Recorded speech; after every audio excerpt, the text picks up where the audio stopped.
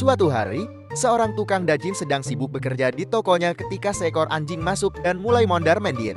Tukang daging itu mengusirnya keluar, tetapi ketika ia melirik ke arah pintu, ia melihat sesuatu yang membuatnya tertidur. Seekor anjing dengan uang $25 di mulutnya dan sebuah catatan bertuliskan, 10 potong daging babi, tolong masukkan ke dalam kantong ini. Tukang daging itu bingung tapi penasaran, mengambil uang itu, menyiapkan 10 potong daging babi, dan memasukkannya ke dalam kantong plastik.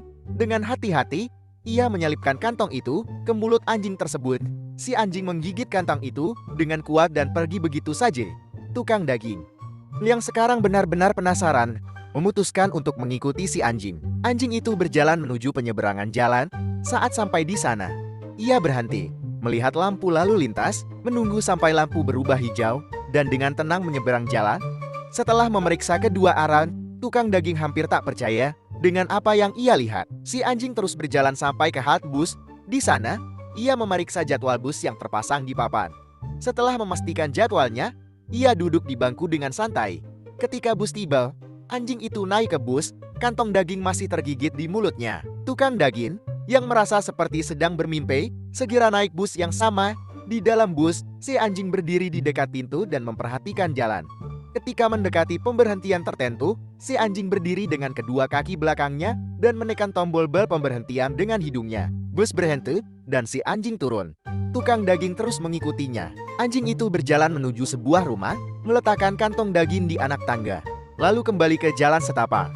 Ia berlari ke arah pintu depan rumah, menabraknya dengan tubuhnya beberapa kali, lalu menunggu.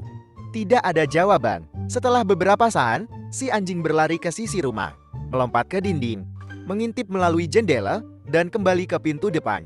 Saat itu, pintu tiba-tiba terbuka, dan seorang pria besar berdiri di sana. Dengan marah, pria itu mulai berteriak dan memarahi si anjing. Tukang daging, yang melihat semua itu, tak tahan lagi. Ia berlari mendekat dan berkata, "Hei, apa-apaan ini? Anjing ini luar biasa.